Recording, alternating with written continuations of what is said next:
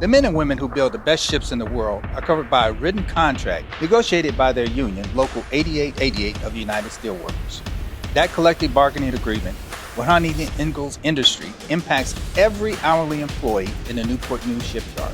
That's why it is important for all union members, especially newer members, to understand what contract negotiations are all about and how activism by members in the yard can impact the outcome at the bargaining table. For months, the negotiating committee has been working hard, preparing proposals, discussing language. Now it's time to hammer out proposals for a collective bargaining agreement. We now have with us Michael Lewis, who is the Subdistrict 2 Director for the United Steelworkers. Today, Michael is going to help us understand the basics of bargaining. Michael, thank you. Thank you. When does this current contract expire? The current contract expires on November the 14th of this year. And when will bargaining with the company begin? We haven't set an exact date. We're still working out some logistics, but usually we'll get started with an expiration date as November the 14th, no later than the last week of September. And help us understand, what is the bargaining process really like?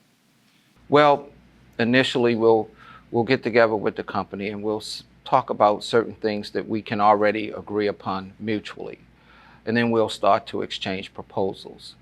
Before we get into the economics of wages and all, we go through non-economic proposals.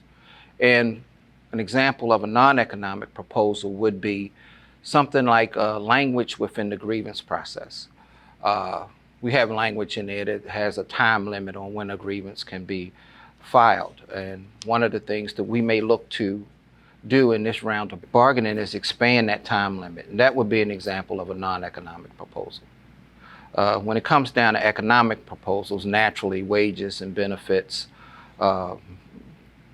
maybe holidays and vacation time and things like that are all fall under economics. So we'll be looking closely at those as well, naturally. Mm-hmm. And is there a difference between a bonus and a pay raise? Absolutely. It's a big difference. A bonus is a one-time payment, whereas a pay raise is something that you build upon, actually hourly, throughout the life of the contract. And why is it better for members in the bargaining committee to focus on getting pay raises? Well, it's crucial because you don't want to sell yourself short.